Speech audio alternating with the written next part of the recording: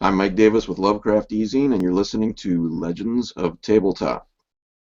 And these dumb fuckers made me say that for their bumper thing, so there you go. I hope you choke on it. We're gonna suck on that, fuckers. That was a beautiful intro, Awesome. Mike. Yes, that's probably one of our favorites. We're not just saying that because you're live. All right, so everyone, I'm Vince, and this is John with the headphones on, all professional looking there with his books in the background, and we have a special guest tonight. As he just mentioned and stated, it's Mike Davis from the Lovecraft eZine, and he's here to talk about his current running Kickstarter called Autumn Cthulhu. I thought we were going to talk about something else. We're going to talk about a whole bunch of things. Oh, okay. Yes. We went over this. We went over this. Why do you got to be like that? We talked about this in the car. So what are you drinking, Mike? What do you want to know? What do you want to know? Everything. Spill the beans. Well, we just hit 12,000 an hour ago. I was about to say, I have the Kickstarter up here now, and you're at $12,002. $12,002. That's great. You're $4,002 over your pledge, with 13 days to go. That is really quite excellent. I like to think that it's because of my good looks and sparkling personality, but the truth is, it's in spite of those things. Yes. Despite all those good things. Despite all that, all these people gave to the Autumn Cthulhu Kickstarter, and I really appreciate it. We got some cool rewards, and the book's really great. It's an act of will not to share it with people already because of the stories in there are so great. So. Very cool. Now, you want to tell us a little about what is the impetus, the drive behind Autumn Cthulhu? Well, you know, cosmic horror stories set in the fall, set around Halloween. There's one or two pastiche at most, but they're mostly weird fiction, cosmic horror. I mean, if you're a Lovecraft fan, you're going to like them. Larry Barron, John Langan. Laird told me he thought it was one of the best short stories. Actually, it's more of a short novella that he's ever written. Okay. And said the same thing about John's story because he read John Langan's story, which actually is a novella. Okay. I forget how many words, but the rest are short stories, and there's one poem by the Lovecraftian poet Anne K. Schwader. So, and if we've got stretch goals. If we hit 13,000, I'll add a story by S.P. Muskowski, and if we hit 16,000, I'll add a story by Robert Levy. He of The Glittering World, which I happen to have right here. Oh, okay. Cool. I like that cover.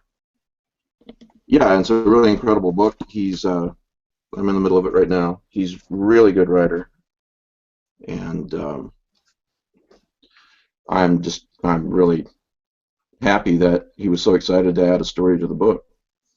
Sweet. Didn't know how busy he was.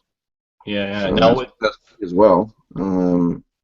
She's got a lot of great books out there. So. Well, you mentioned 16,000. I mean, with the way things are going, with 13 days to go, that is not entirely. No, that could happen. That could definitely happen. 4,000 in 13 days because we've had a lot of activity over the past 3 or 4 weeks, and you know, as you get close to the end of a Kickstarter, most of the time you get a lot more activity. You get a lot of people towards the end. Yeah. Especially the last. Yeah, like the beginning. Yeah, the beginning and the end, and the middle is kind of like a weird limbo area. Yeah, especially now. I haven't even been pushing it for the last week or so, week to 7 or 8, 9, 10 days, because I think that's not what people want to hear at Christmas time. And I knew that middle would be there, but I didn't want to delay it any further. So I'm glad it did well. I'm glad it's doing well. I mean, so. And you got the cover, the wonderful cover by Dave Felton. That's the alternate, sorry, Oh, cover for Kickstarter only. okay. That's on the rewards, but yeah, people can have the book with that cover. Okay. And the main one is. Steve Santiago. Okay, that's right. You had Steve and Dave and Sarah on last week. We did, yeah. Yeah, and I think Steve told you. I watched some of that later. That he did an awful lot of work, and so did I, trying to find exactly the right thing for the cover. I wanted something subtle, something that said more cosmic horror than Lovecraftian pastiche. You know? Yeah. Even though the title's Autumn Cthulhu, that gets people's attention. But yeah, it's Lovecraftian stories, cosmic horror, and that I finally found that cover. I finally found after much searching, and you can search for photos online that you can purchase. So there's a lot of them out there. They're expensive too. It was expensive, but worth it. Definitely. Yeah, it's the final product is way cool and well done, well put together. Yeah. I think it's now. Let's see. Great cover. You've got 13, 14 current authors at the moment packed into this. Stories? Yeah, 16, I believe. Okay, yeah. Let me pull that up. Yeah, and so I think it's 14 short stories, one novella, and one Lovecraftian poem, and we'll add 2 more stories of that. So for a total of 16 short stories, a novella, and a poem. So cool. So it's going to be a weighty tome. It's going to be a weighty tome. No, kind of mid-size. Well, I guess, especially when you factor in that novella. So, but yeah, I think it'll be about $20 on Amazon when we're selling it later. I hope to have it available in March. Yeah, that's the way. And we're just about there. Sweet. Cool. Very cool.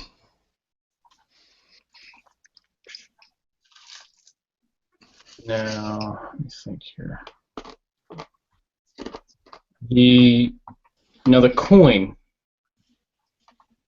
that features Dave, and also the cover by Steve as well on the 2-sided coin.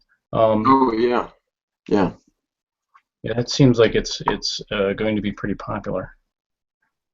Yeah, those are pretty cool too. They got a nice weight to them. Here's one of the littlest Lovecraft coins, and I designed the Autumn Cthulhu coin through the same company. Oh, okay. Got a nice weight in your hand. I guess it's about the size of a $50. Okay. I think it'll be this color, actually. Gotcha. Like a brass. Yeah. Good color. Cool. Yeah, I think so. So, and I've always loved Autumn, so I thought it would be a great mix, and I think a lot of people are looking forward to reading it. Yeah, I would say so. So, excellent. John, you have anything? Bounce back and forth. No, I'm scrolling through the Kickstarter, looking to pick things up. The cover is very evocative. I really like that muted tones. Yeah, like I like the perspective. Yeah, it's really nice. Yeah, thanks. I don't know. The roots kind of suggest Lovecraftian, I think, and the trees, that angle, looking up into the sky like that, says cosmic horror to me, and so yeah. Yeah, I really like the cover. Went through hundreds of photos, and I know Steve did too. So. And the coin you can add on to any backer level for an extra $20? Yes, that's right. Yep. Oh, interesting thing about the cover. I had another photograph that I was all set to buy. And I sent it to Steve, and he saved my ass on it because he goes, "Ah, it is really nice, but it looks an awful lot like the cover to the book that Matthew Carpenter edited, Lonely and Curious Country." And I looked at him like, "Oh God, yeah, you're right." Whoops. So that was discarded. Yeah. So, which that's a really nice cover that they did for Lonely and Curious Country. Where do I have that? Oh, here it is. Yeah, it wasn't. It was something similar to this. Oh, okay, yeah. Yeah, I don't want to rip that off, that's for sure. So if you haven't read A Lonely and Curious Country, to the audience, check it out. Add that to your list of reading. You got the cover to Lightning's Call on your wall there. Oh, I do, yes. Yeah. It's a wonderful job by Adam Baker. Yeah. He'll be doing. Oh yeah, definitely. He'll be doing the second one. When's that coming out? Hopefully finish it up by mid-January and have it to going through the editing process, and maybe end of March, April. So Oh, really? Early spring, yeah. It'll be published by then? That's. I know I may be doing myself a great disservice, but maybe it's good accountability. Yes, I I plan to release that early spring. Okay, You can all hold me to that. So, What? This is being recorded, so now you have to do that. Yeah, that's what I said. It's good accountability. Mm-hmm. I know the Kickstarters take up a tremendous amount of time and effort.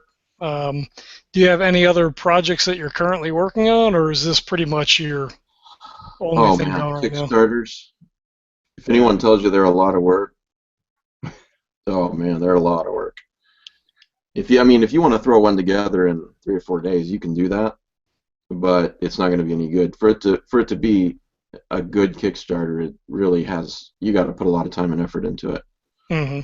So yeah, that was a lot of work. Was it difficult for you to come up with the backer levels? Yeah, at first, and then you start writing them down.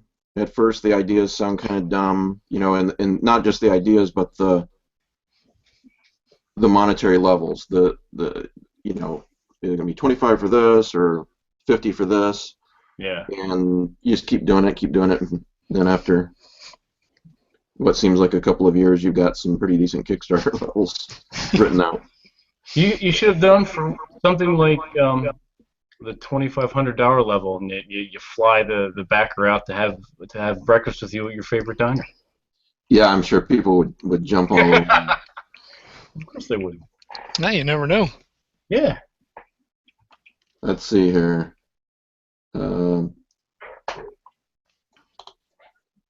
Yeah, it's probably too late to add that.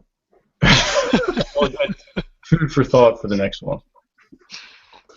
Well, if I would have put that same level, him having breakfast or lunch with you, I'm sure it would have sold just like that. That can be your donation to the next Kickstarter events. You could donate me to it. Donate you, yeah, going to breakfast. All right, there you go. Well, you and we'll do it together. There you go. And by the way, that wasn't drugs that I just took. Actually, yes, it was. Yeah, it was legalized pharmacology. But it's legalized pain medicine. Yes. Yeah. Yes. So. Well, with that being said, how are you feeling these days? Yes. Every day's different. Actually, I was just starting to get in some pain just now, so I texted my wife. This is how I can multitask.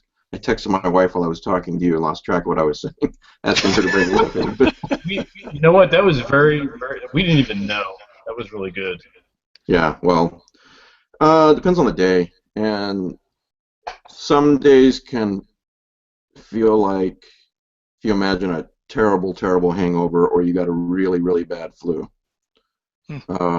Some days are like that. Other days are localized pain. It can be leg or back or shoulder.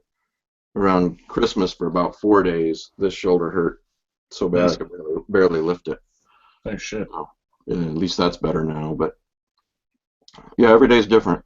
So just have to, nothing to do about it, so just roll with it. Yeah. So that really interferes with your breakdancing lessons. It does.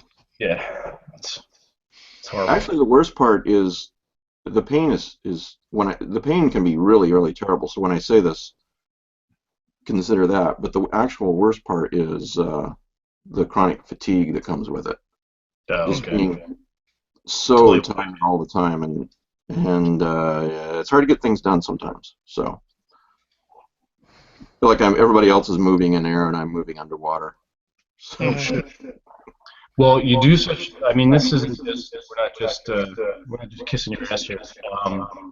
You wouldn't know it from the work that you put out and the attention you do to the eZine and the fans. You would never know it. So. You never say this off air, you know. I curse you constantly in emails. You don't do enough. I'm just kidding. Thank you. You bastard. That's right. That's what we're about here. It's all about the fucking camaraderie. Yeah. So, you asked me about other projects, John. Yes. There's the constant reporting on Lovecraftian news or books or movies or whatnot at the page and at the blog. Like that Lovecraft letter that I posted about today. New Lovecraft letter found. And then, a bunch of things. We're republishing Joe Pulver's first Lovecraftian novel, Nightmare's Disciple. Oh, cool. I'm going to be posting the cover to that really soon. It is kick-ass. It's out of print, and it was never available on Kindle. So I know there's a lot of Joe Pulver fans out there, so we'll publish that. That's cool. So all 10 probably of them in the next few months, actually. Yes. I'm going to publish a Stan Sargent collection probably in the next year or so. I don't know if you guys have read him, but he's written a lot of Lovecraftian fiction. He's been around quite a while. He hasn't written in a while, which is why it may be easy not to know who he is. A lot of people who've been following Lovecraftian fiction for a long time, they know who he is. But I want to introduce him to a lot of people who maybe have come on the scene in the last 5 or 6 years. So it's my understanding there'll be some original fiction in there too, and we're just trying to collect all this stuff into one volume. So he wrote a story called The Black Brat of Dunwich, I think it was called. And it's been so long since I read that story that I can't even remember what it's about right now, but I bring it up because if you mention Stan Sargent's name, people will bring up that story and be like, yeah, it's a wonderful, wonderful story. So yeah. And I don't know what else. Well, I can see Lovecraft eZine issue 36 is online now. People can go and check that out. So now you're getting into basically the eZine as an imprint now and doing some publishing. Yeah, issue 36 is online. I'm trying to get it going for Kindle and you okay there? Did we lose Vince? No, he's there. I can hear him. There we go. I thought we lost you for a moment. Like, what the fuck? Oh no, I'm still here. That's why we can see that. Unfortunately for you. I know, right? Damn it. I'm trying to get issue 36 ready for Kindle and print. So before the actual year is out would be nice, probably. Wait a minute, that's like tomorrow. Just to be all professional and shit, Just to pretend like I'm a professional. But no, starting with issue 37, Matthew Carpenter and Alex Kreitner will be editing the magazine. I'll oversee, but I know those guys are going to do a great job. Oh, okay. And Aaron J. French, who edited The Gods of H.P. Lovecraft, recent release, is bringing me a lot of stories for issue 37 also. So we actually have 3 editors for that particular issue, but from then on out it'll be pretty much Matt and Alex. Gotcha. And so yeah. But they're freeing me up to do the books and all the other things. Gotcha. So, are you okay? You look very puzzled. Who? You. No, well, that's my normal look. Oh, and I should have said that Raven, I don't dare try and pronounce his last name. He's helped me a lot with the issues. He did the cover. He's an artist also, and he did the cover for Nightmare's Disciple. So I'll be posting that sometime next week probably. And it's utterly fantastic. So. Utterly. Cool. I don't know if Joe's seen it yet, but doesn't matter what he thinks, does it really? Not that I know of. Joe's watching this going, you asshole. Bastards. Oh, that's all right. The last book I will ever publish with you. Yep. Your normal show is Sunday afternoons, is that correct? Yep, Sundays at 6 Eastern. 6 Eastern, okay. So, I couldn't remember the date because we don't change times here, so I wasn't sure what it was right now. I know, right? it's actually nice to do one of these things where I'm not in charge. So yeah. If everything screws up, it's our fault. Well, it's probably Vince's fault. We'll go there, but it's not mine. I know that. Well, I set up the call, so it was probably mine. No, we'll stick with Vince. Okay, I'm okay with that. Yeah, both of you can go eat shit and die. Wow. This isn't a children's. Fortunately, this isn't a children's show, so. Yeah. Fortunately, yes. Yeah. And I was gonna say a little bit more recently, you've also been offering podcasts of the live show as well. Yeah.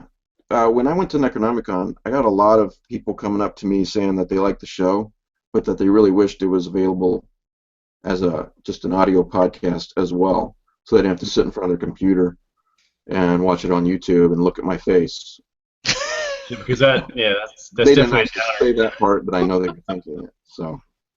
So I did all those guys a favor, all those people a favor, and yeah, it's available on the podcast page. It's available for Android users, and it's available on iTunes. So if you subscribe to the show, just go to iTunes, look for Lovecraft eZine Talk Show, and subscribe on iTunes. It'll automatically download, do its magic. Usually every Monday is when I get it up there. So. Gotcha. Cool. We do the same thing. We'll go back and rip this audio and post it up as an MP3 only. Yeah, actually, I'm going to. Vince said it was all right because I didn't do a show last Sunday or the Sunday before because of the holidays. We're going to do one this Sunday, get back on schedule.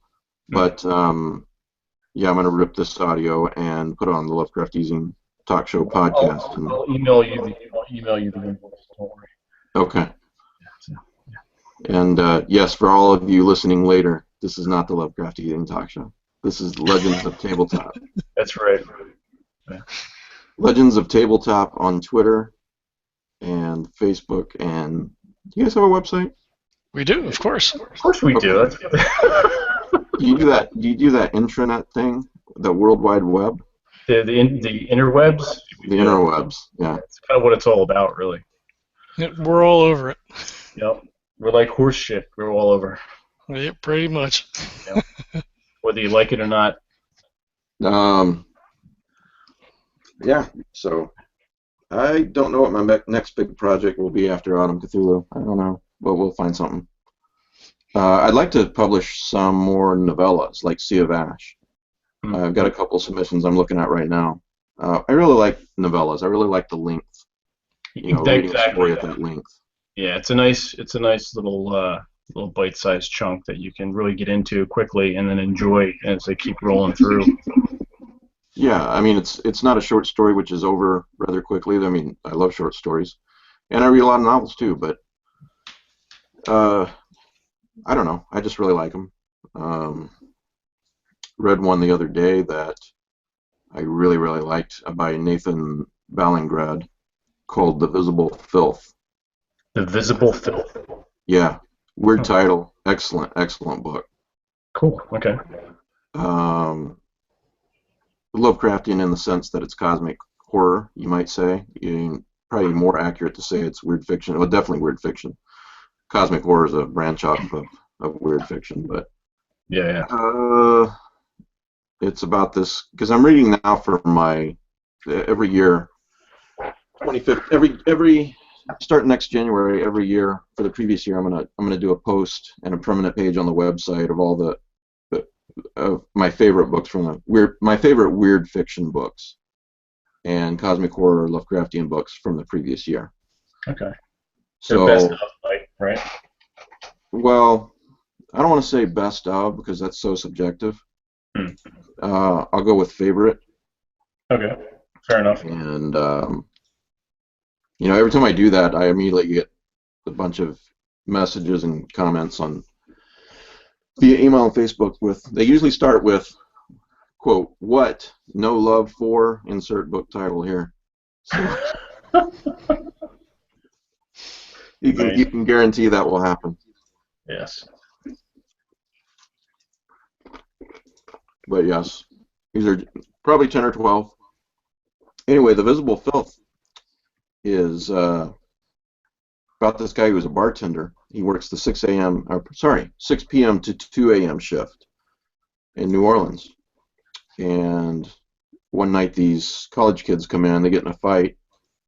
He helps break it up, I think, if I remember correctly, something to that effect. And one of them leaves a cell phone behind. And then weird things ensue from there.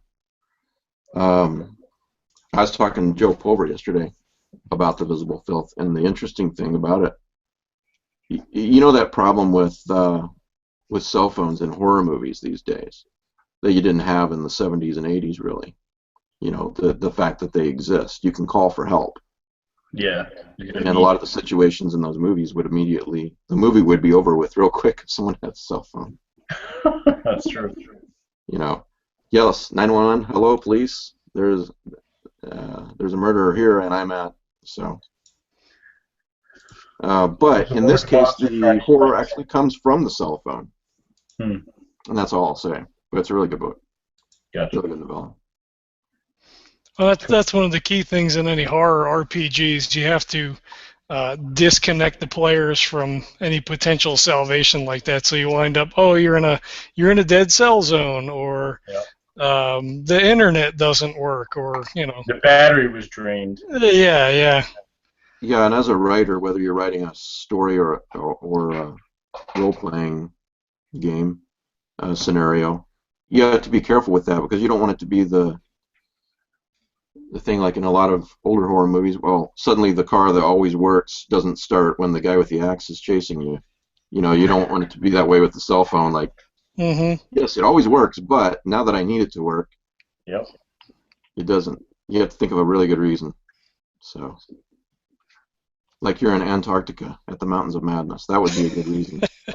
Yes. Yeah. Limited cell service there. So I've heard. Indeed. Let me grab another Coke. I will be right back. All right. I know you guys don't. I know you guys are drinking alcohol, but not today. I had coffee. I don't. I have alcohol. You're saving that for tomorrow because tomorrow's New Year's Eve. No, I'm not a huge fuck New Year's Eve. I like things to be very subtle and low key. I'm not. No.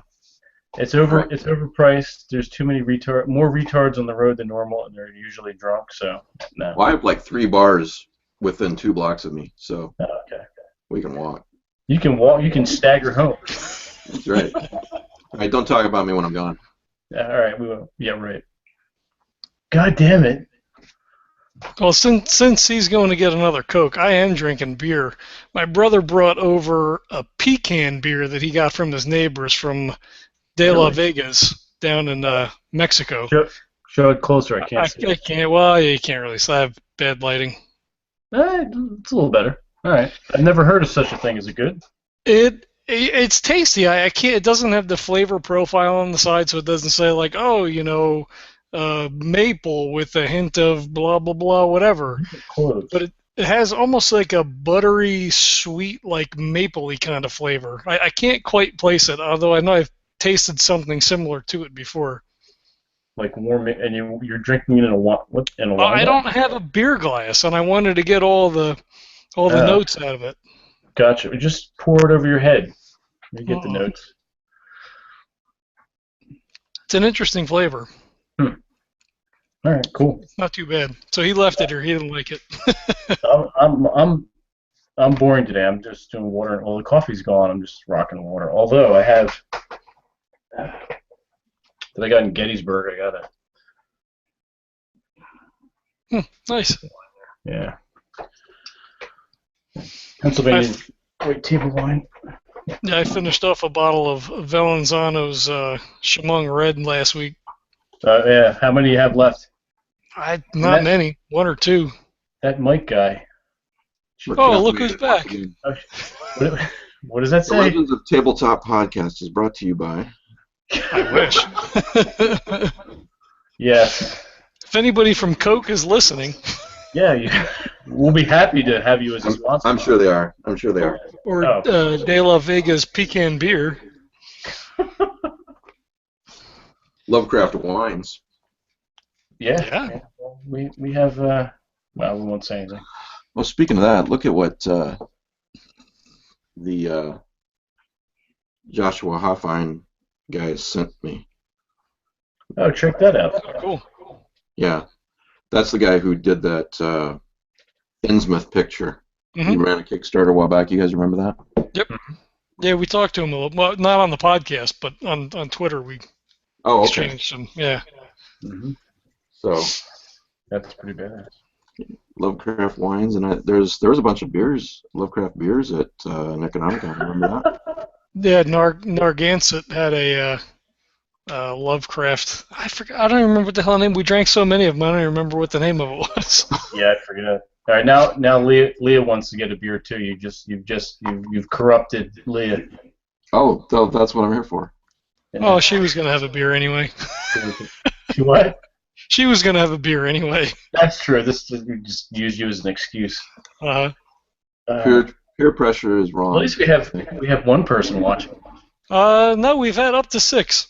Holy shitballs. Yep.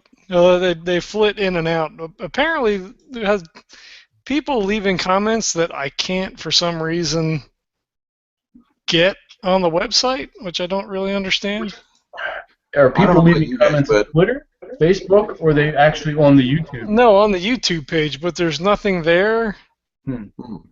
And it's like bizarre things like movies are better than books, mate. Burn in hell, Venkman, stuff like that. Yeah, I don't understand. You're a poor scientist. I don't know about you guys, but with my show, I usually get I get a good live audience, but most of them are listening or watching later. Yeah. Mm-hmm. Yeah, for the most part, yeah. We'll get people that flit in and out. We're not super terrific at promoting. I posted something on Monday. I think I might have posted something yesterday, but we don't.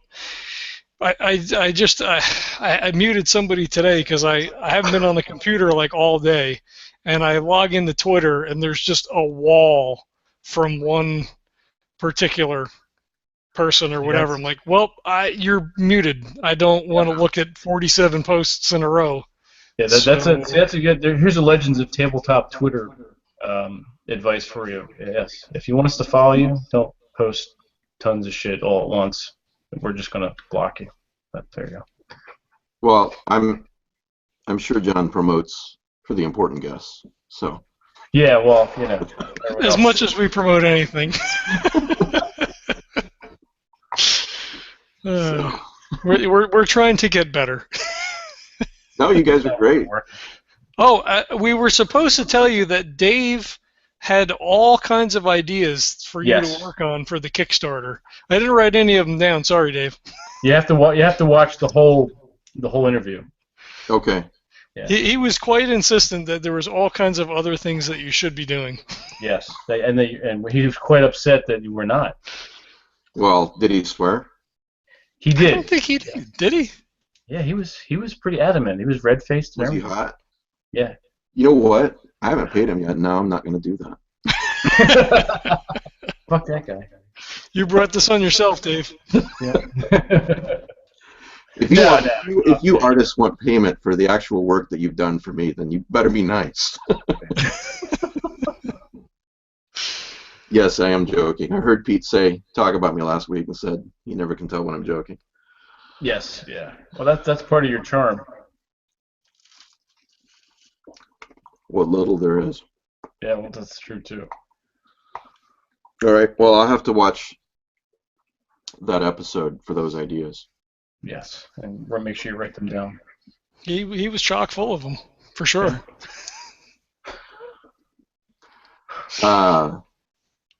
No, I mean I like watching you guys. I was here for almost the whole show last week when Pete was on. Okay, cool. And watch the three of you slowly get drunker and drunker. Well, there was a period there where I disappeared for a while. Oh, that must have been after I left. Or yeah, that was the point where I was driving the porcelain bus. Neither one of us knew it at the time. He told me after the fact. Yeah, I just threw up the entire bottle of wine. Good to know. Good to know. Yeah. I did not throw up that night. I left.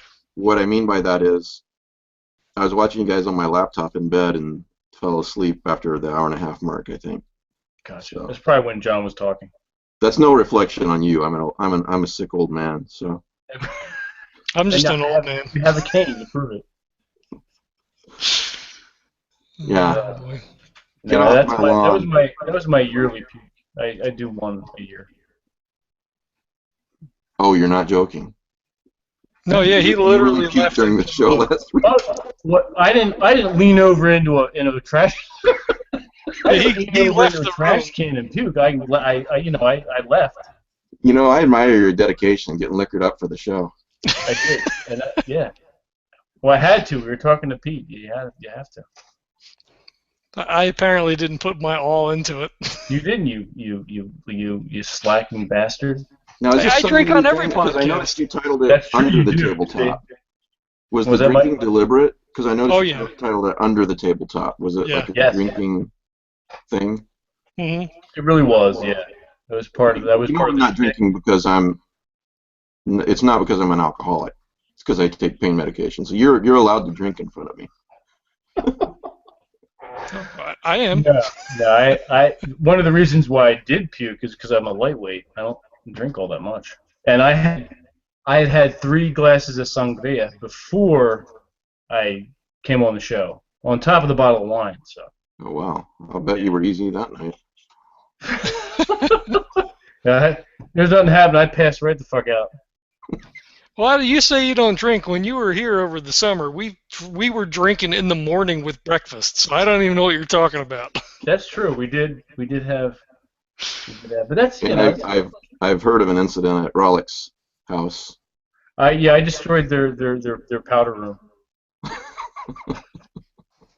There was another vomitous situation. I'll bet Mandy loved you. She was all right with it. She was a gracious hostess. This isn't being recorded or broadcast, right? She's actually. Don't you think she's cooler than Pete? Really? I'm not just saying that. I would say that even if we were on air right now. Yeah, I know, right? And thank God we're not. Yeah, thank God for that. Jesus. Yeah.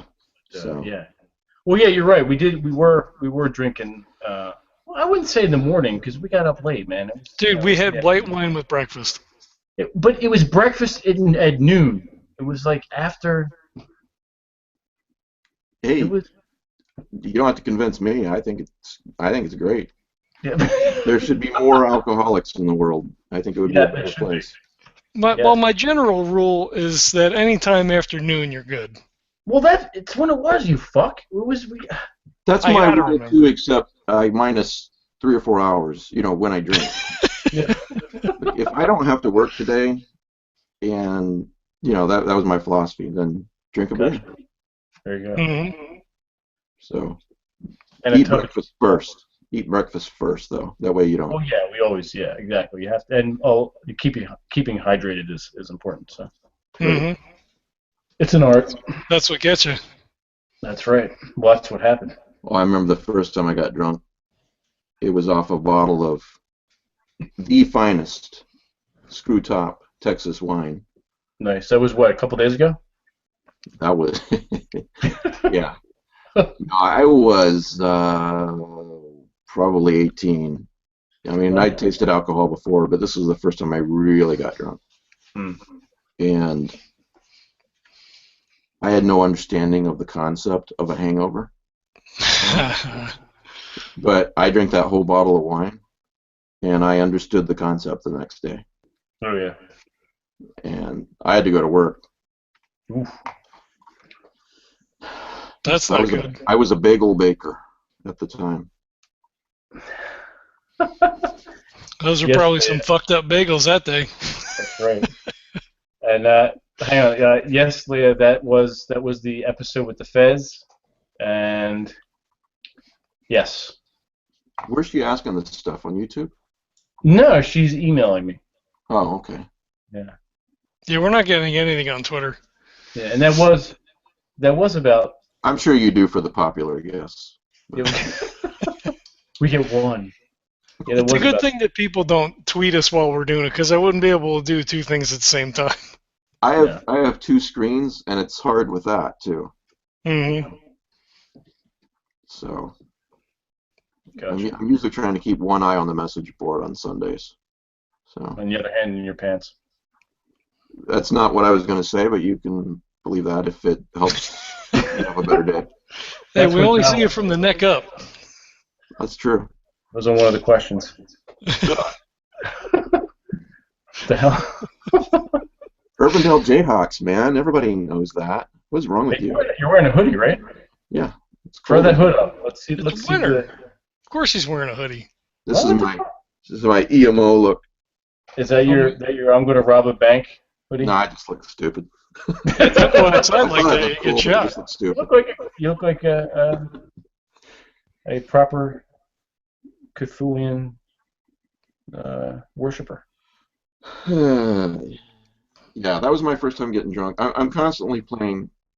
That was my first attempt at catch up, because I won't bore you with the details, but I think you know them anyway. Mm-hmm. It was like I was born on another planet, and then at the age of like 17 and a half, I arrived on Earth and immediately tried to figure out what the fuck was going on in the real world. And you tried to get away, but your ship was too damaged. Exactly. Yeah. It's still damaged. So that was me learning to get drunk and have hangovers. So Nice. yeah. So I'm still catching up on things like pop culture from the 80s. There was a really good werewolf show on Fox in the 80s. Yeah. There was. Yeah. Yeah, I think it was just called Werewolf. Yeah. Clever. Yes. Novel. Mm-hmm. Yeah, it's a great piece of marketing. Mm-hmm. No one's going to mistake the show for, say, Blossom or something. Mm-hmm. Oh my God. Mike, I notice over your right shoulder, it looks like a black and white, almost like a not a woodcut, but like a scratch cut or whatever. Is That's that the Dave art Felton. to this? Okay. That's a Dave Felton work of art. Is that for the story that was included in the Necronomicon, the story that you had published in the Necronomicon? It is, and it was very nice of Dave to do this, and it was nice of, and he was selling it at Necronomicon. It was very nice of Jeff Thomas to go and buy it for me. I had Oh, no idea he was doing that, but that's a yeah, good it's for gift. that story. It's called The Red Brick Building, and the circulation on the Necronomicon book is very limited, as you guys know. Mhm. It's being reprinted in the upcoming um, anthology Cthulhu Lies Dreaming, Mhm. out by, excuse me, published by Ghostwood Books. I think that's coming out in like April or something. Not sure. Cool. Okay. So, So the Yeah, spring is it going caught to be my eye, and it looked. I read the story after Necronomicon. I'm like, that looks like that's probably. Oh, cool. yeah, yeah. He's, all kidding aside, he's a really talented guy. And I will pay you, Dave, if you're listening to this. So I've been told it's the professional thing to do, so I'm trying to learn. well done, sir. So yeah, so Did since we're still in the era of Star Wars, since it just was released about 2 weeks ago, did you get a chance to go see it? I did. Did you like it? Logan and I went and watched it. I did like it. I won't even go near any spoilers, but after you get home and it's a good experience in the theater. But when you get home, or at least for me, when I got home after a day or two, I started thinking about it a little bit more, and I thought, I think I've seen this movie before. Mm-hmm. Yeah. Well, I read something today. I read an article that, people said it's the same movie, and here's why it's not, and, point for point. Which has some validity. There's certainly a callback to the original, and I'm sure that's intentional for sure. Sure. I think that, with something like, it's J.J. Abrams, so you know what you're going to get. Yeah. It's not Shakespeare or anything. Well, I'm definitely not complaining. Yeah, I enjoyed it. One of our co-hosts, Neil, was less than sympathetic to. I think he enjoyed it, but it was like, all these things. I think the novelization is going to fill in a lot of those gaps and things for like why things are a certain way. So I'm going to pick that up because I think when Phantom Menace came out, as horrible a piece of shit as that was, they did do multimedia. So the comics told a certain story, the novel told the story and filled in a lot of details, the movie another part. So there was a lot of different um, media outlets to be able to put that whole story together, and I think the novel is gonna do that as well. Yeah, there were a lot of plot holes, things that once I thought about. They could have fixed with just a little bit better planning, but it's pop culture, man. I mean, I don't really. It was a great movie experience with my son. Mm-hmm. I'm not really complaining. So if they're making $1 billion, that's I don't. People must like it, so that's fine. I did. Yeah. I liked it.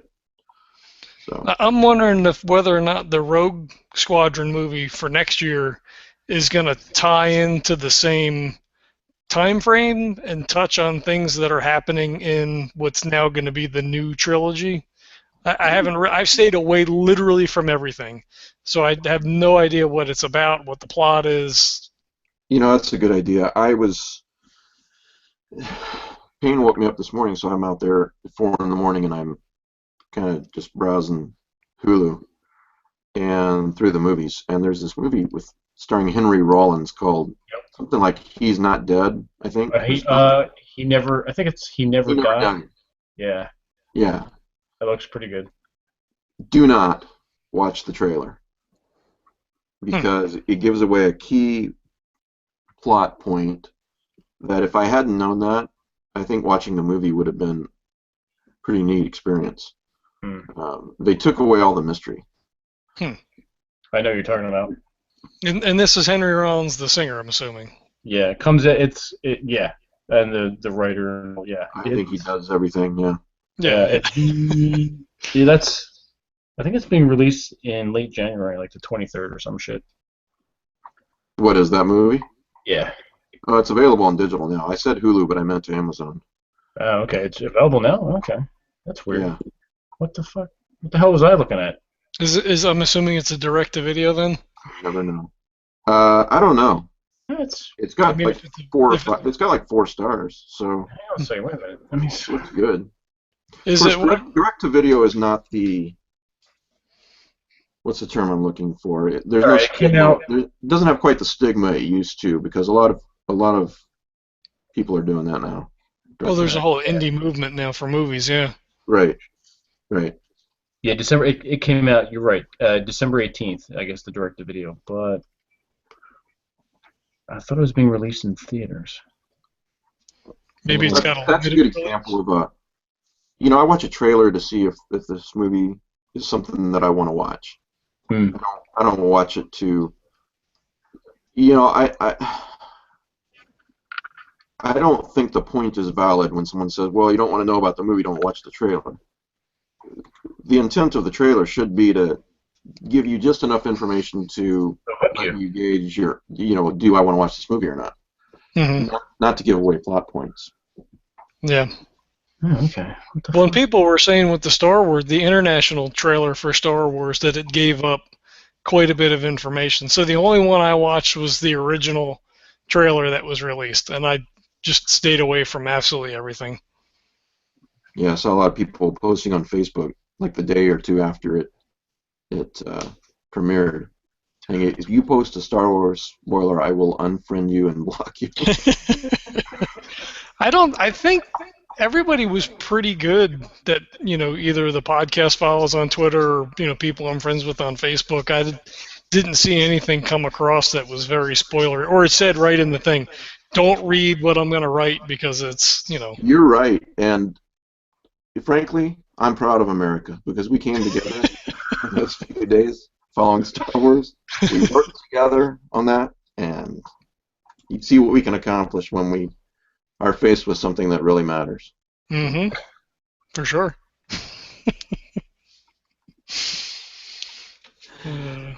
Yeah, so Star Wars. Oh, and I saw this morning what I did watch was the Doctor Who Christmas special. So I don't know if you guys are into Doctor Who or not, but it was great. I'm not, no. It was never something I got into. I did when I was younger. The Tom Baker incarnation and all that. Yeah, 70s and 80s. Yeah. Yep.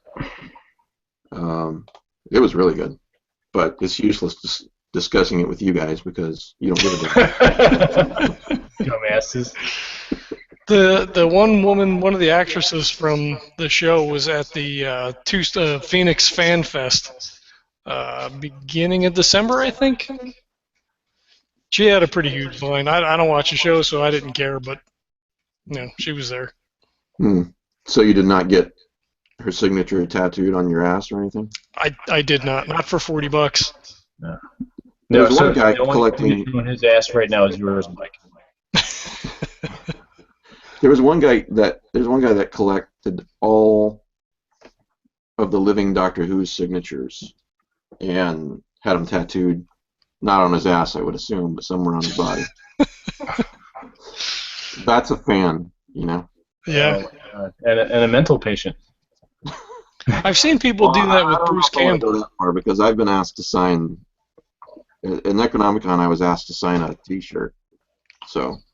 Well, that's it's a little That's different. reasonable. Yeah, That's that guy within was the realm. prepared. I'm like, I was about to say, "Do you have a pen?" and realized how stupid it was. But he was, it wouldn't work. He had the right felt tip marker or whatever it is you need for not felt tip, but whatever you need for a T-shirt. No, that's the weirdest thing I've ever autographed. Well, second weirdest, but we won't discuss the first weirdest. That involved. Vince. You think so, but no. Yeah, no, I know, right?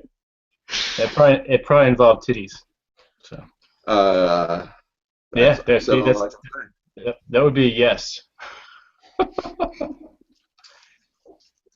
No, it was only side boob. It was only side. I'm lying. The T-shirt's the. It sounded cool though. Yes. Yeah. So. Nice. So the second Lightning's Call. What's the title of that? I have no idea. Oh, good. Yeah, I haven't named it yet. All right, next question. I have all the chapters story beaded out. It's all outlined, so it's flowing along nicely. But as far as even with the first one, I was like, what the fuck am I going to call this? So I don't know. He's Do you have just any waiting. ideas? I'll send you the draft. You can read it and Thunder's be a Call. reader Wait, what? Thunder's Call. Dick. Well, you're staying with the theme. That makes sense. Lightning's Call 3, and then make everybody wonder forever what happened to 2. Yeah, there you go. 3.5. It'll be like a Dungeons and Dragons iteration. Oh man. Yeah, you sold a few copies of that though. That's a Sold at nice least mashup. 2. Yeah.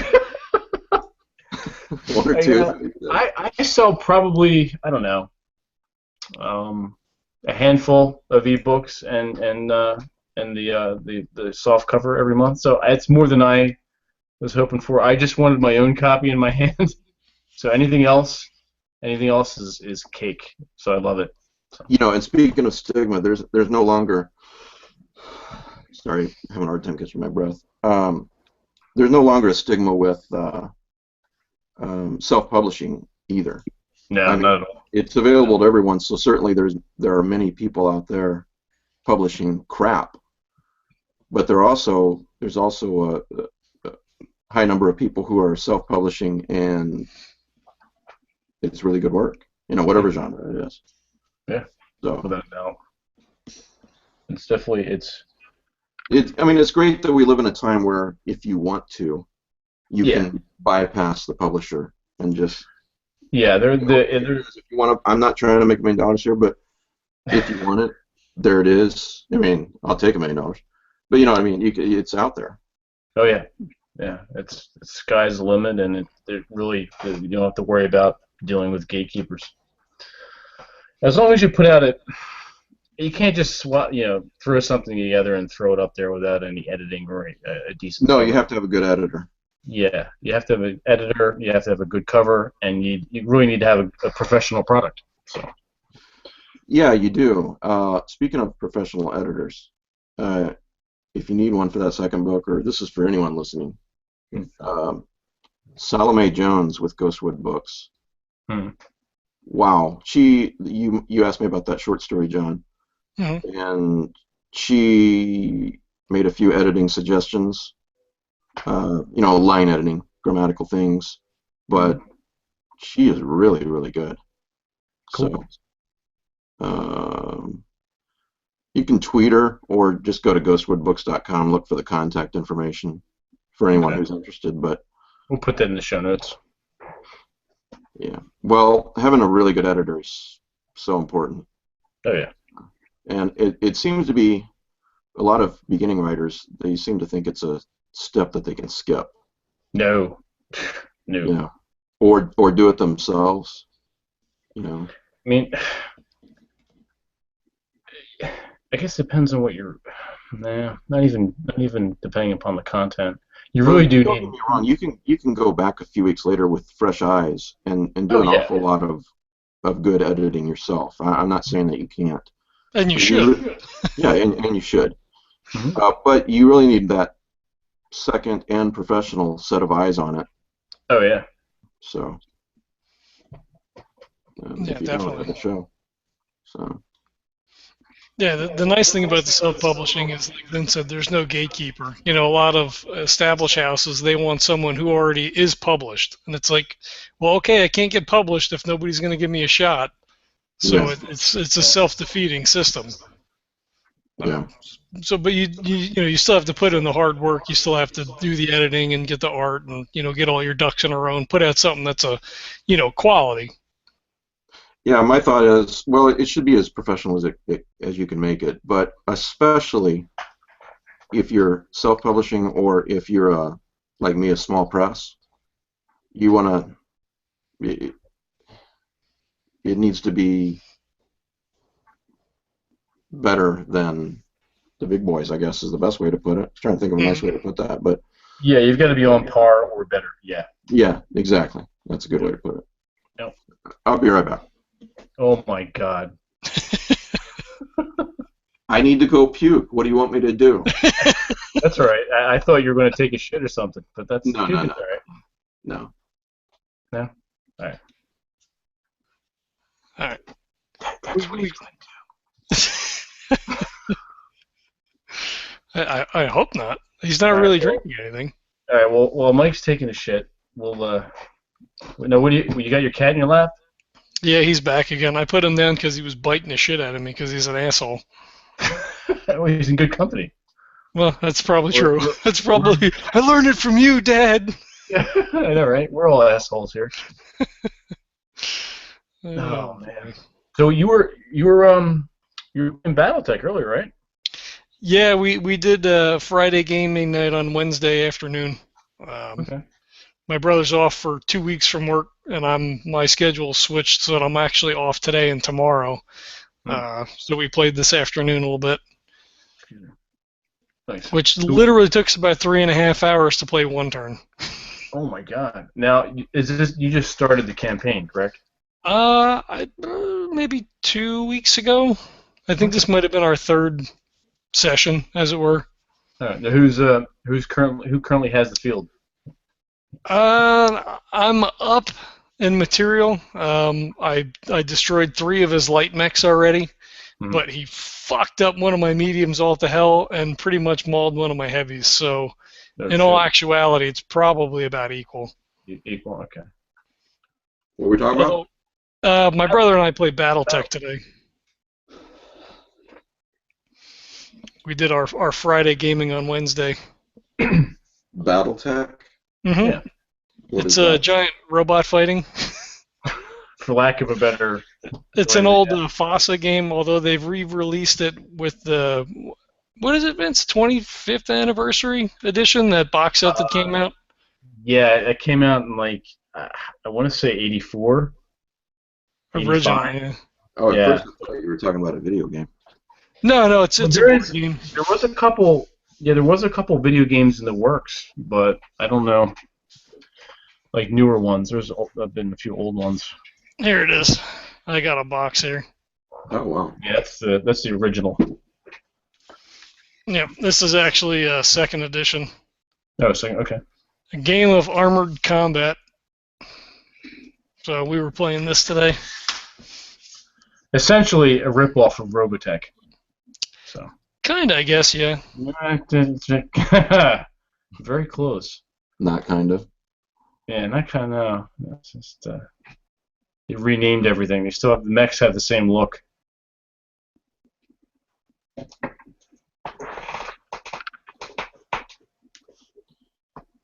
So, well,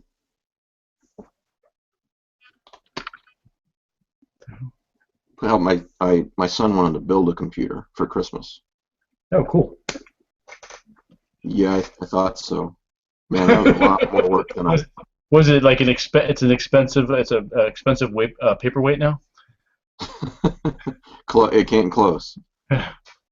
No, but oh man, especially when you're a noob like me, there's so much to it.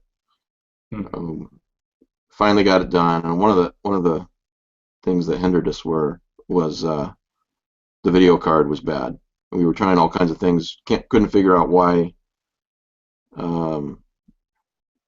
the device manager wasn't showing that video card in there.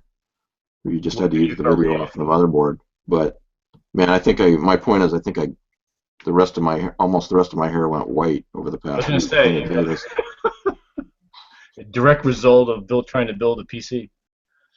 Just earlier today, we solved the final piece of the puzzle, so he's very, very happy. Cool, bravo. Yeah, well, I thought we'd have it done by Christmas Eve, but it worked for about an hour on Christmas Eve, and then it no longer worked. It's like, why is it smoking? We didn't use enough thermal paste. Ah. Yeah, I learned about thermal paste too. Yeah, put that on your CPU, goddammit. I did. fans and everything. Cool. So he's very, very happy, and I feel like I can build a computer now. Nice. I don't recommend it. Huh. I love building stuff like that, so I can't. Well, I should have called you then. You should have. Yeah. I called Mike Griffin. He helped a lot, but it's hard to give advice over the phone or even Skyping, not being there and looking at it and fiddling with it. Yeah, that's true. You need to be there in person. So finally got it working. So I'm literally prouder of doing that than I think of anything I've accomplished in the last 2 years. Nice. And I'm really stressed. I was really stressed out because if it was just for me, it'd be like, okay, whatever. I'll figure it out. No big deal. But it's for my son, and he's really disappointed that we haven't got it to work yet, or he was. That was a rite of passage for you as a father. So you're a man now. Yeah. I'm a man. Excellent. Pass it on. There you go. So. Well. John, any more questions? Because I got nothing. You should drink more. I know, right? Seriously. It helps. What John say? No? He didn't say anything. I can't. Well, John, we can't fucking hear you. You're muted. The cat pulled the thing out again. Goddamn cat. There you go. Now we can hear you. Doing on your wires. I was consumed with BattleTech all day. I have nothing. So you're toast. Are you guys? Well, probably not. But are you guys looking forward to Batman v Superman? Absolutely not. I hate Ben Affleck with the passion of a burning of 1,000 suns. Well, appreciate you guys having me on, and don't mess with Batman. Actually, at first, I would have agreed with you, but looking at the trailers, he's doing a good job. Oh, okay. Yeah, Damn. Holy shit. So this is like the go-to question you can ask people: who would win in a fight, Batman or Superman? Well, it would be Superman because he's literally invulnerable. And Batman wouldn't shoot. Well, he couldn't shoot him anyway. It wouldn't matter. It would bounce off of him. Well, unless he's got a kryptonite bullets. That's true. Yeah. There you go. Yep. Or a kryptonite. If Batman is wearing a kryptonite suit. They fought probably a good 6 or 8 times in the comics in the last 30 years, at least. And usually Batman wins, but yeah. Well, it seems to me that Superman's actually one of the easiest guys to defeat if you have kryptonite. Yeah, it's just. Well, if you have that, yeah, it's a done deal. Yeah, so it depends on what world what world the story's in. In some versions in the comics, you can practically pick up kryptonite at the corner store. There's so much of it. In other versions, there's like three kryptonite rocks in the world, so it's a little bit harder to get your hands on. Of course, if you're a billionaire, probably a little easier to do. Well, this would be interesting, that's for sure. Are you guys more Marvel or DC, or do you not give a shit either way? I'd Batman. say Marvel. What did you say, John? But just Batman, like DC, but I mean, really, just Batman. Yeah. Well, the guy that seems like he would be impossible to defeat, pretty much. Well, no, not impossible. He does have one weakness. Is Martian Manhunter. He's a lot tougher than Superman is. I suppose. Just as strong. He's a telepath. He can go invisible, incorporeal. Is that how you say that? Incorporeal. Something like that. Yeah. Yeah. Invisible. Yeah, invisible and ghost-like. Intangible. Let's go with that. Insubstantial. Insubstantial. Yeah. Like a ghost. So. You'd have to call Ghostbusters at that point. Yeah. Yeah. So, yeah, usually Batman wins, but it depends on the circumstances. If you're Bruce Wayne, you probably have kryptonite. So Probably. it's going to even the odds quite a bit. Mm-hmm. Definitely a level playing field. Yeah. So it should be fun. Well, I think in that scenario, Batman wins hands down. Well, yeah, he's a hell of a fighter. Mm-hmm. What I don't get are the people that just automatically go, Superman always wins, no question. And if you think Batman wins, you're just a Batman sycophant. You know. But are you a Batman fan? Next question. That's a yes.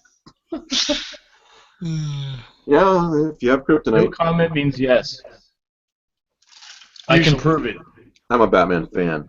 All right. I don't have to prove it then. No, we've had 3 good movies anyway. Well, 2.5. Yeah, that last one in the Bale trilogy was utter crap, I thought. My brother, he loves it. It was okay, and I thought Bane was a stupid villain. Like, I don't know. And you punch somebody's spine back into place? I mean, come on. I know it's a superhero movie, but come on. Well, that was supposed to be pretty much based in reality, though. Like, if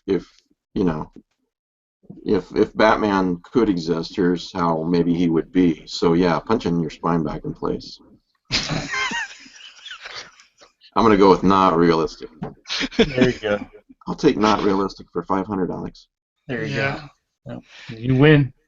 But of course, there's a suspension of disbelief. I get that, and I'll give you, a very broad brush to work with. But I mean, sometimes you just got to be like, come on, what the fuck? Yeah.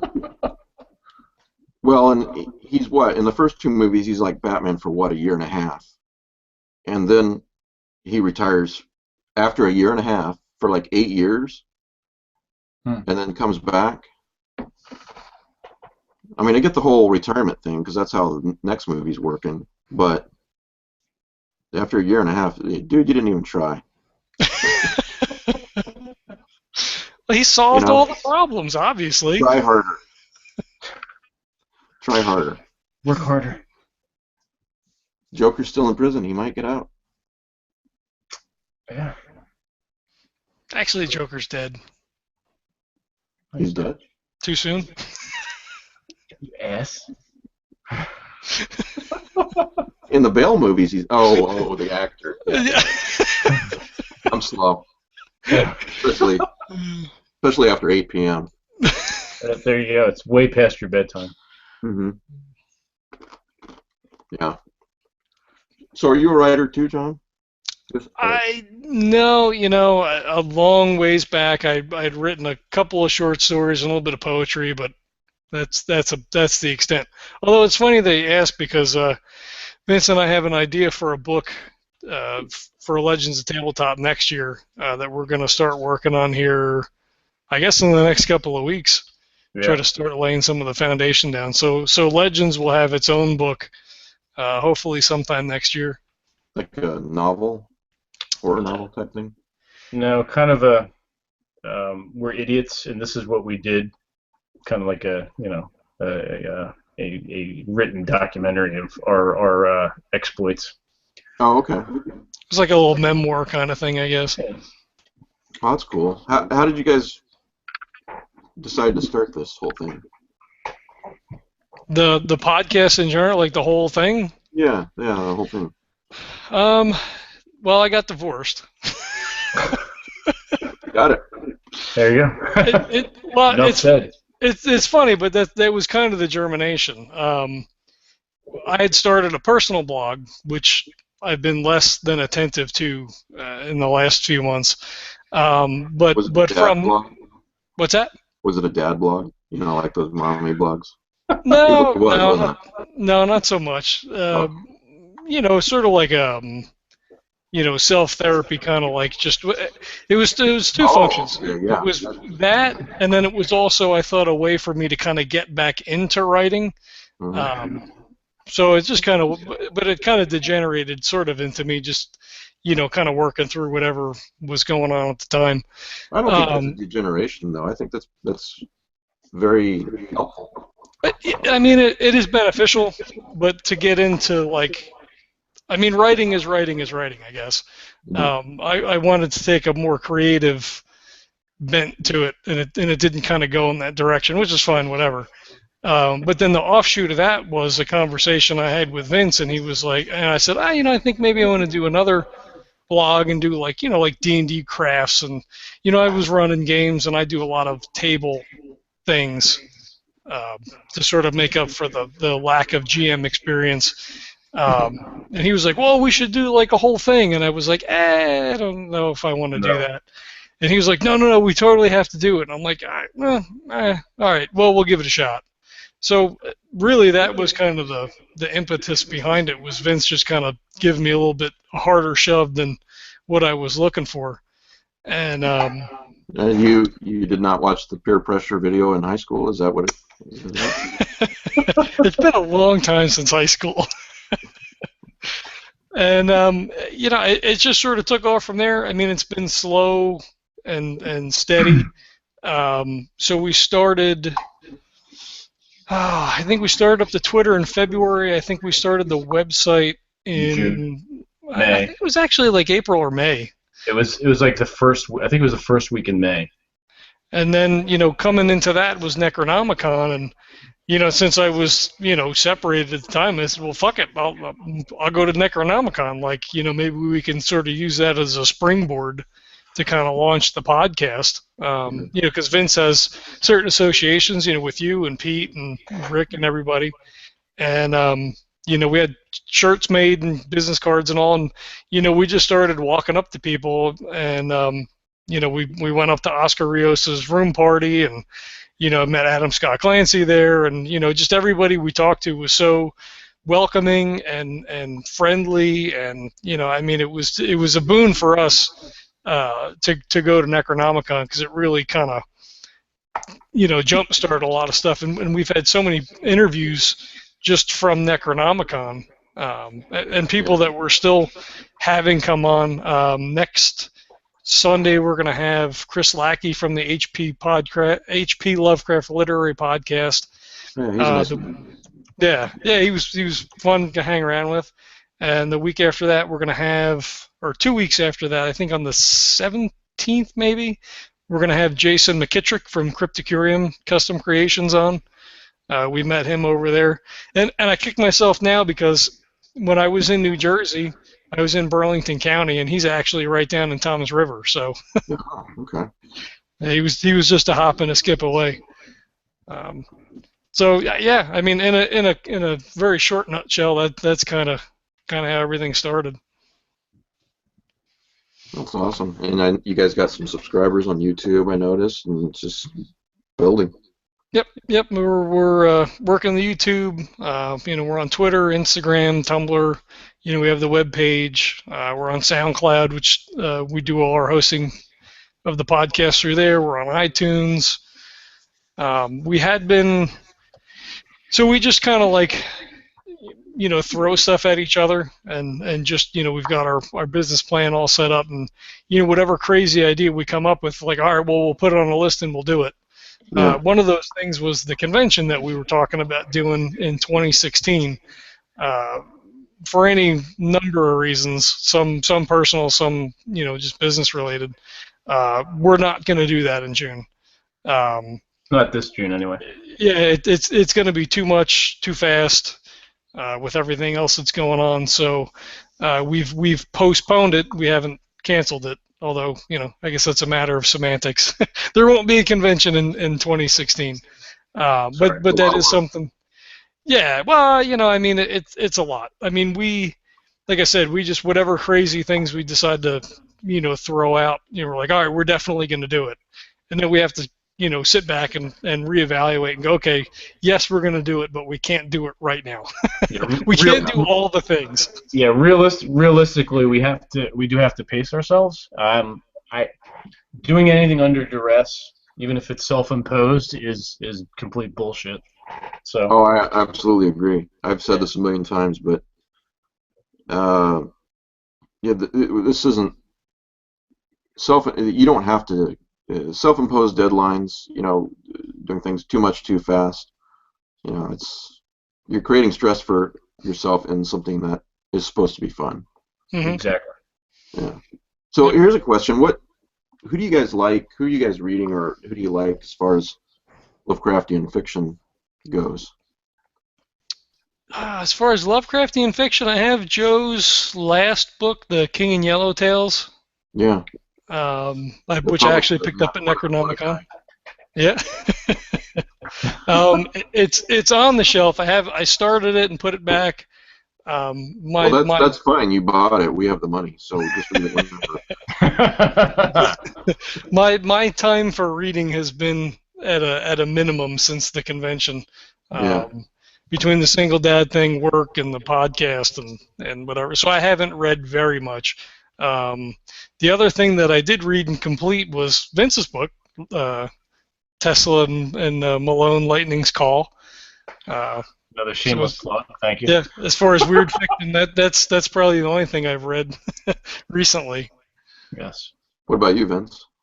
I have a whole host of historical nonfiction things that I have as for research that I'm working on. A few things business related, but I do have in my pile, which I've been meaning to get to, and we'll remedy that shortly. Is advanced. I've heard of him. Pete Yeah, Rawley. I know, right? It's a little bit. He's a little popular. So Vince is committing the cardinal sin for a podcast, is holding up something to the video, and I'm not actually telling anybody what it is. That's why I chimed in there with the title. No. That's deliberate. So there's people that just do the audio should be ashamed of themselves for not watching. And you people who are taking the time to listen to this on your commutes, to hell with you, is what Vince is saying. This is the Weird Company, Frolic, an advanced reading copy. Although you can get it is out, obviously. It's been out he said it's so long it's actually been published. An arc. Yeah, it's long. Yeah, it's just an irk now. It's not an arc.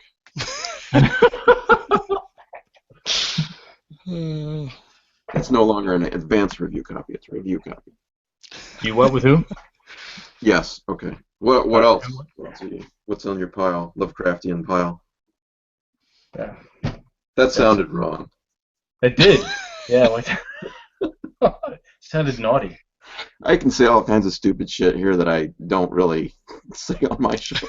I know. That's why you love coming on as a guest. That's right. Two-time return guest. Yeah, you were our inaugural host. Inaugural, yes. Inaugural, inauspicious, inaugural, yeah. All that, ineluctable. Talk to Chaos. Infamous. What? Infamous. Yeah. Yes. I talked to Chaosium today, and Legacy of the Reanimator, edited by Pete Rawlick, and Casilda's song, edited by Joe Pulver. The Kindle version's already out, but the print version should be out pretty quick, I think. Okay. Cool. So. Cool. Very good. They're sort of starting fresh and going with a whole new line of Lovecraftian fiction in 2016, or beginning to. So that was kind of neat to hear. We're going to bring out a whole new feast of books then. Cool. Yeah, there's been like a resurgence in Lovecraft and weird fiction here, it seems, in the last few years. Oh God, yeah. The issue is no longer let's list what's coming out or about to come out. To me, it's now about listing the cream of the crop. Mm-hmm.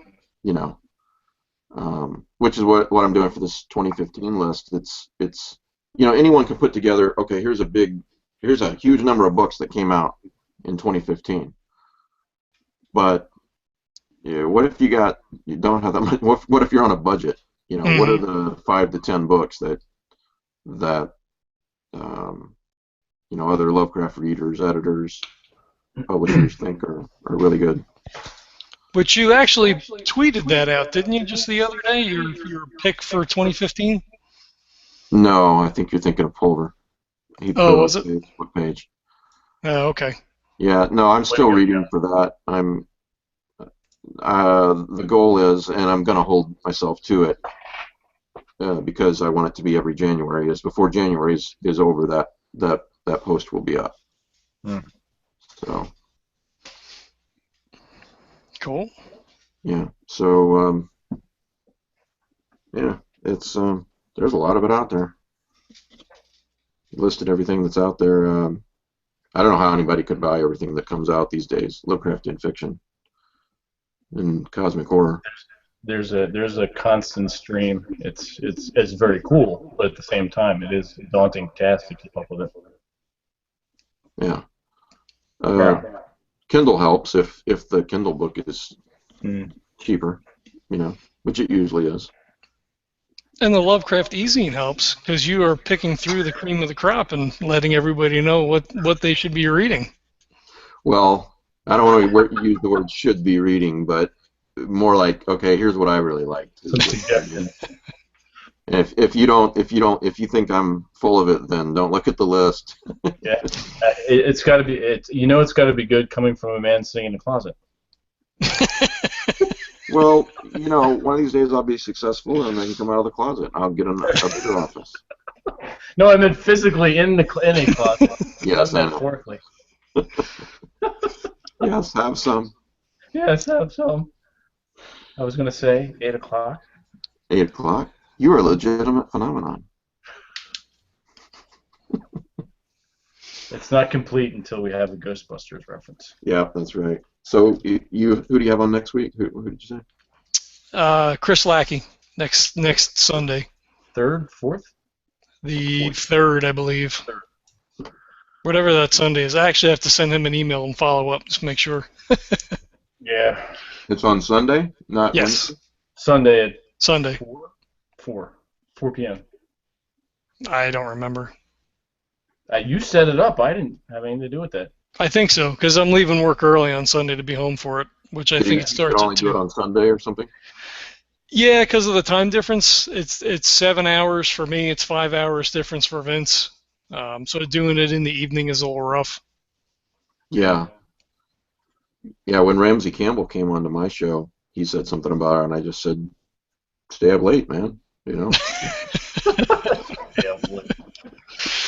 Well, the I problem did. is, No, I didn't. 7 hours. We actually did that show. That was the only time I changed times. We did it 2 hours earlier. Yeah, Sorry, 7 what? hours is rough. Yeah, it is.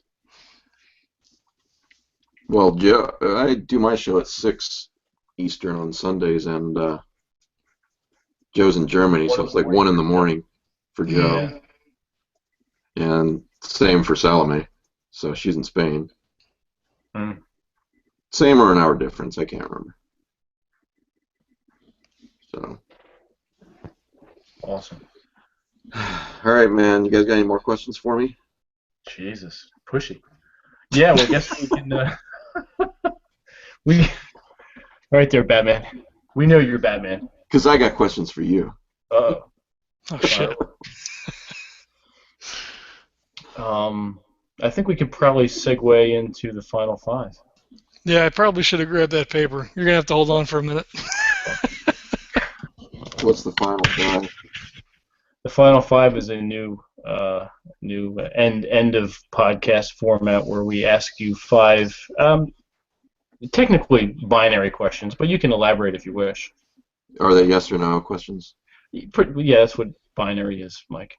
Well, I didn't know if you meant 1 or 0. If I was supposed to answer with 1 or 0. I know.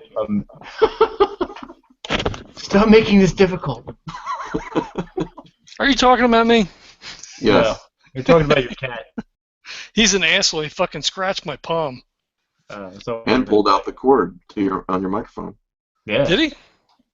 Earlier. Oh, yeah, earlier. Wait, what is that on your shirt? Oh, it's a dad thing. It's a dad thing? Oh, nice. Yeah, well, you're gonna have to experience that soon. I feel sorry for you. How many kids do you have? Just one. Just one? Yep. That's enough. Jesus. What, little girl, right? If I remember right? It's not so little anymore, but yeah. Oh. She's 15. Oh, wow. Load my shotgun. Yeah, I was about to say, you're cleaning your weapon. Yeah. Yeah, they're all ready to go. Yeah. Yep, we're good. Those John boys at are little the bastards. door with a clipboard. Talk All about right. the final five. Yeah, the final Freaky Five. Did you explain this already while I was away, or no? Something I did. about answering questions with a 1 or a 0, but I didn't understand No, it. not that. Jesus. It's 5 geeky, nerdy related questions. Okay. And what I guess he was trying to hint at was I wasn't you can hitting either it. you can Oh, answer he either. completely botched it up. Completely. I'm not surprised. What was that? I can't hear you. Let What's me that? turn it up. So you can either answer just straight yes or no if you want to get out of here and be done with this, or if you want to expound on your answers, that's fine. That's good too. You tell me what to do. If you want to get the hell out of here, then I can answer you. No, we're fine. I don't Hey, work it's only 8:30 for me. Okay. All right. So our first question is Star Trek or Star Wars? Star Trek. Okay, that's not what I expected. Oh, really? Why did you expect different? Well, just talking about Star Wars. I mean, not that necessarily makes Star Wars more, but Well, you brought it up. You I know. started. I am. I totally am. You can see the ceramic Darth Vader over my shoulder. Oh, yes. Yeah. Back in the heyday of the 70s when ceramics clubs was such a huge thing, my mom made that for me. That thing's probably, it's got to be 30 years old. more than that, because I'm 43. It's old. Star Trek appeals to the non-nihilistic, wishful thinking tendencies that I have, you might say. Mm-hmm. This future where everything's nice and clean and for the most part and works and Mike, it's binary questions. It's not philosophical. Be quiet. all right, well, fuck you then. Moving on from that. God damn it. Just because you don't understand what I'm talking about. Look, I have to look the words up later, and I got to go to bed.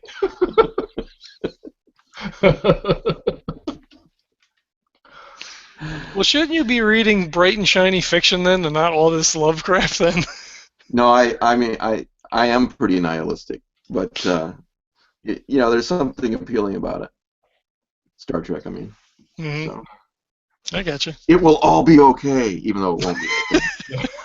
The cake is alive. It won't be okay. That will never happen, and we're all gonna be in the grave relatively shortly. So, and everything we do will have turned out to have been pointless, and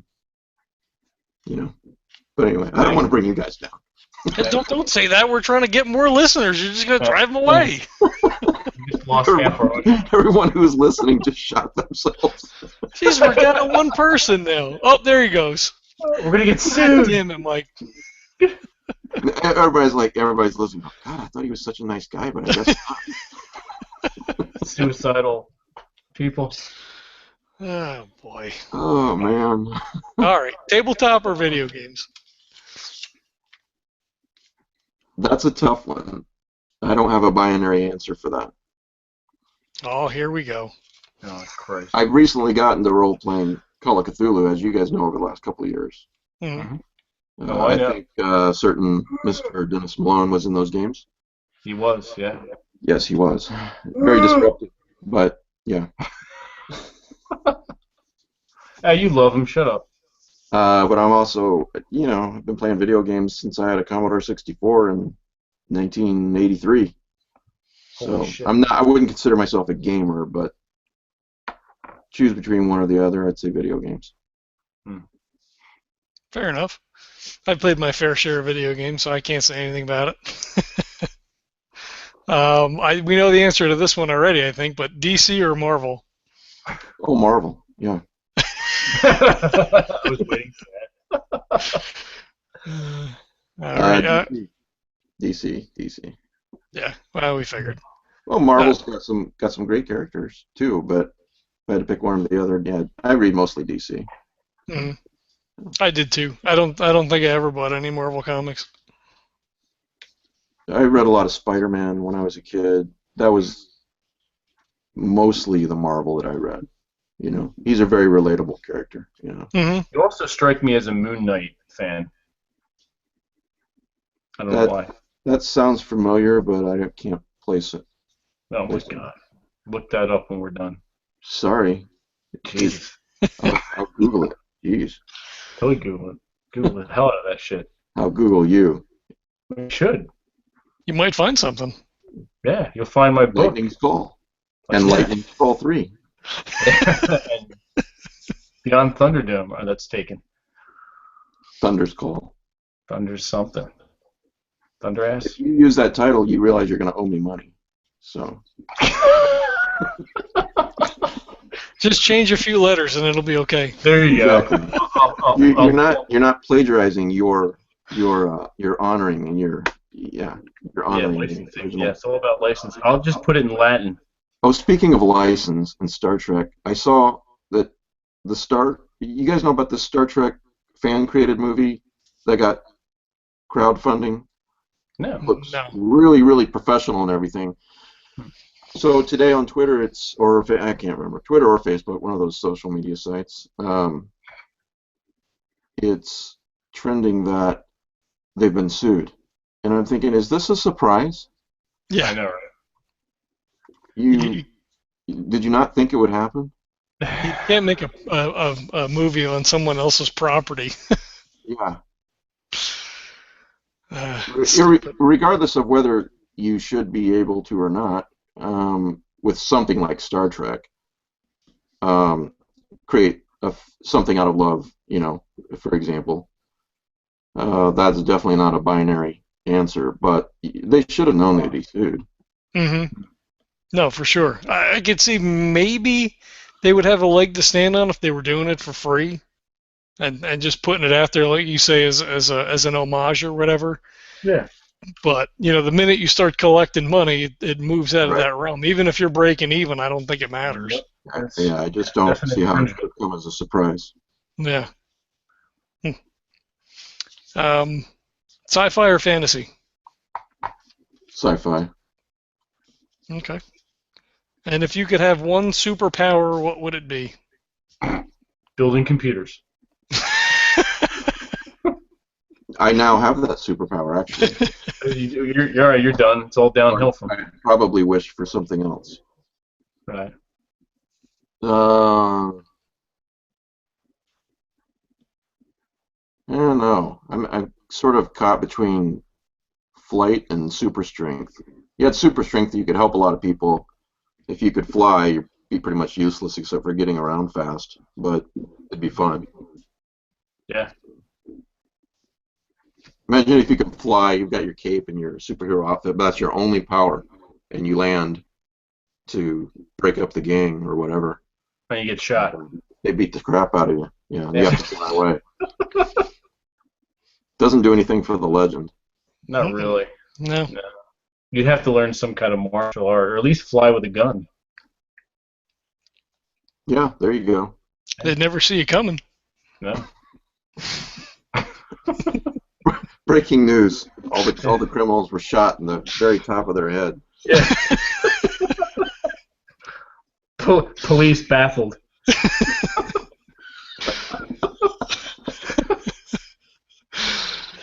Oh man. Yeah. Shot Well, by thanks for having me on, guys. Hey, thanks for coming on. It was a pleasure. It was great fun.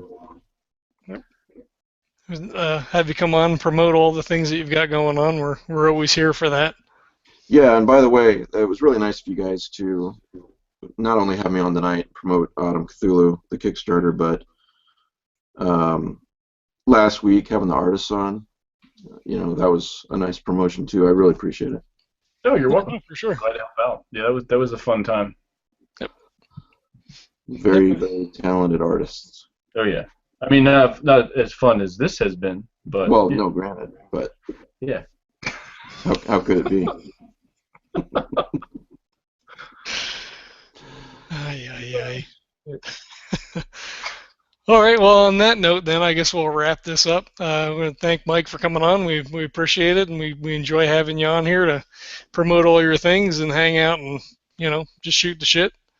Yeah, thanks. Thanks for We having me should on, turn guys. into a regular thing every once in a while, so you can de-stress. Yeah. And yeah. Is it always on? It's always on Wednesday nights, right? It's No. not. We don't have a specific day, which may or may not be problematic. We try to cater to guests' availability. Like, some people just may not be able to come on X, pick whatever day it is. So we floated around a little bit. The only thing that we have that's consistent for our particular stuff that's not a network, affiliate podcast or whatever. So we do our AP Mondays. So Monday mornings I'll release whatever actual play that we have to get up there. Interviews they kind of vary based on availability, like with Chris. Well, do you guys? So are you guys doing the live role playing on Google Hangout like this? We do, yeah. What, yeah, we were doing. We were running Oscar Rios was running the Star Frontiers for us, and that was our actual play. So. Yeah, I don't know what any of that means. Star Frontiers is a. No, hold on. Let him Google it. He's wasting your time. No, listen. I do know what it is, but I'm asking. I'm pretending ignorant so that you can tell the audience. I know you. I see where you're going with this. I know what it is. Let's see. Look you. He's like, where's that Google page? The Star Frontiers wiki. I mean, for lack of a better terminology, it came out in the 80s with the Red Box basic set, Dungeons and Dragons, 1983-84, and it's like Dungeons and Dragons in space. Essentially, yeah. Yeah. Oscar Rios put together a campaign that we were playing through. There's been a little bit of upheaval with that group. We're trying to get that worked out, so we'll get that going again. And then we've had Adam Scott Clancy came on and ran a game for us in conjunction with Extra Life charity. We had him come on, September maybe, to run a game for charity there. So we have that podcast coming up soon to be released. But these are Google Hangout games? Yes, those are, yeah. What, is that a set day and time every week? It is not. Well, the Star Frontiers is. Kind of. When is that usually? Either Wednesday or Thursday. One of the days in the week is what you're saying. Yeah. Okay. We usually, I guess we normally promote that that's going to be coming on. We do. Yeah. We're really horrible about that. We need to. Well, if you hit the Twitter, when we have stuff going on, we usually release there and also on Facebook. Yeah. We should be hopefully getting back to Star Frontiers in January. We don't have any other games lined up for actual play stuff. We kind of, with everybody's schedules being what they are, it's kind of hard to get everybody in for a couple hours. But there'll be some other actual play stuff coming up in the future. Especially this time of year, there are a lot of selfish people out there who insist on spending time with their families instead of doing important things like this, Yeah, it's crazy. It's really, it's quite sickening, actually. This was easy for me. Yeah, Emily's away for Christmas, so I've had nothing but time. He just walks around the house in his underwear. I was the other day. See, there you go. That's good to know. Yeah, well, that's something. We thought that would be pertinent information for you, Mike. And for the audience.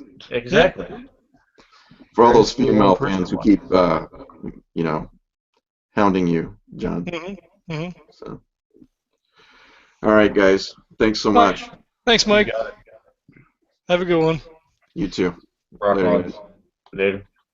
And that was episode 21, our interview with Mike Davis discussing Autumn Cthulhu. We want to thank everybody for checking us out live that did, and for checking this out in the future when you download this. And we'll catch you next time. Word.